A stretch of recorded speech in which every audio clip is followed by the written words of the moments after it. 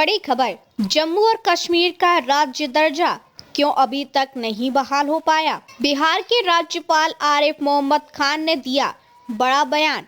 मुख्य बिंदु, बिहार के राज्यपाल आरिफ मोहम्मद खान ने जम्मू एवं कश्मीर JNSK को राज्य दर्जा बहाल करने के संदर्भ में कहा कि सब चाहते हैं कि राज्य कायम हो जाए, लेकिन इसके लिए हालात पूरी तरह सामान्य होना जरूरी है। उन्होंने ये बात श्रीनगर में कही और ये दोहराया कि प्रधानमंत्री नरेंद्र मोदी भी राज्य दर्जा बहाली के पक्ष में है, लेकिन समय सीमा नहीं दी गई है। देश की सियासी पार्टियां, विशेष रूप से JNSK की गैर BJP पार्टियां इस मुद्दे पर लगातार आवाज उठा रही हैं। केंद्र ने बार बार कहा है कि उचित समय आने पर राज्य दर्जा बहाल किया जाएगा, लेकिन कब यह स्पष्ट नहीं है। कोर्ट का रुख भी इस दिशा में है। सुप्रीम कोर्ट ऑफ इंडिया ने राज्य दर्जा बहाली का आदेश दिया है।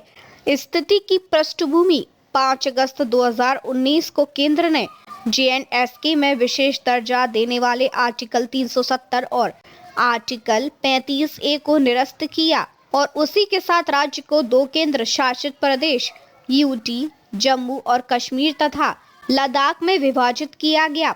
इस बदलाव के बाद JNK का राज्य दर्जा समाप्त हो पाया और उसे UT का दर्जा मिल गया। कई सियासी दलों और नागरिक संगठनों ने राज्य दर्जा पुनर्स्थापित करने की भी मांग की है। सुप्रीम कोर्ट ने कहा कि राज्य दर्जा जल्द से जल्द बहाल की जानी चाहिए। हालात सामान्य होने का क्या मतलब? आरिफ मोहम्मद खान द्वारा हालात सामान्य होना जरूरी कहने का विश्लेषण कुछ इस तरह किया जा सकता है।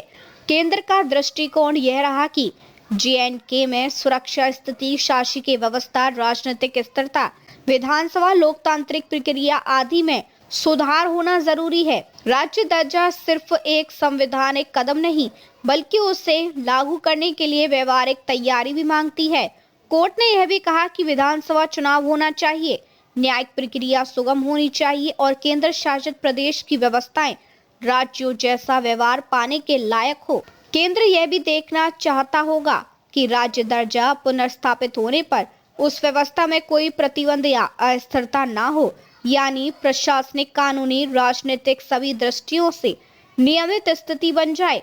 राज्यपाल का बयान इस दिशा में संकेत देता है कि ये नियमित स्थिति अभी हासिल नहीं हुई है, इसलिए केंद्र फिलहाल बहाली के लिए समय सीमा नहीं दे रहा है। ऐसे प्रतिरोध और चुनौती सामने आ रही है। राज्य दर्जा की मांग कर रही पार्टियां कहती हैं कि यह वादा था और उसे पूरा किया जाना चाहिए। उदाहरण के लिए इंडियन नेशनल कांग्रेस ने संसद सत्र में इसे प्रमुख मुद्दा बनाया। आलोचक कहते हैं कि राज्य दर्जा बहाली को राजनीतिक समय पर टाला जा रहा है। शायद सुरक्षा स्थिति, जम्मू कश्मीर की विशेष राजनीतिक चुनौतियां और केंद्र राज्य संबंधों की जटिलता के कारण। एक अन्य चुनौती यह है कि राज्य दर्जा पुनर्स्थापना की प्रक्रिया में संवैधानिक और विधिक बुनियाद भी मजबूत होनी चाहिए थी, क्योंकि राज्य को UT में बदला गया था और इस बदलाव को चुनौती दी गई थी। विश्लेषण, क्या अब तक क्यों नहीं हुआ? सुरक्षा और कानून व्यवस्था, जम्मू कश्मीर में लंबे समय से आतंकवाद, अलगाववाद, सीमांत राजनीति जैसी चुनौतियां रही हैं। केंद्र को इस दिशा में नॉर्मल स्थिति की गंभीरता से तैयारी करनी होगी।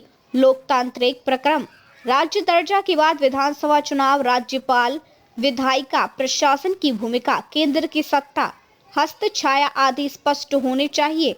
हालांकि चुनाव हो चुके हैं, लेकिन सुधरी व्यवस्था पर प्रश्न लगे हैं। प्रशासनिक बदलाव, UT बन जाने के बाद कई कानूनों, भूमि नियमों, संवैधानिक प्रावधानों में परिवर्तन आए। इनका सामाजिक राजनीतिक असर भी देखा जाना है। इसलिए यह कहा जा सकता है कि केंद्र सही समय आने पर बहाली करना चाहता है, लेकिन उस सही समय का निर्धारण अभी सार्वजनिक नहीं हुआ। संवैधानिक बाधाएं, सुप्रीम कोर्ट ने आदेश दिया कि राज्य दर्जा बहाली हो, लेकिन विधायी रूप से इसे लाने और लागू करने की प्रक्रिया अभी पूरी नहीं हुई है। कहां आगे क्या हो सकता है? जैसे हाल ही में रिपोर्ट है कि संसद में एक बिल लाया जा सकता है, Jammu and Kashmir recognition bill 2025, जिसमें UT से राज्य के दर्जे की ओर संवैधानिक तैयारी हो सकती है।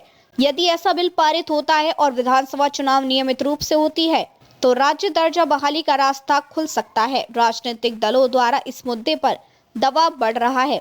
इससे केंद्र पर तेजी से कदम उठाने का प्रोत्साहन बन सकता है, लेकिन समय अभी तय नहीं है, इसलिए जनता में अस्पष्टता और अनिश्चितता बनी हुई है।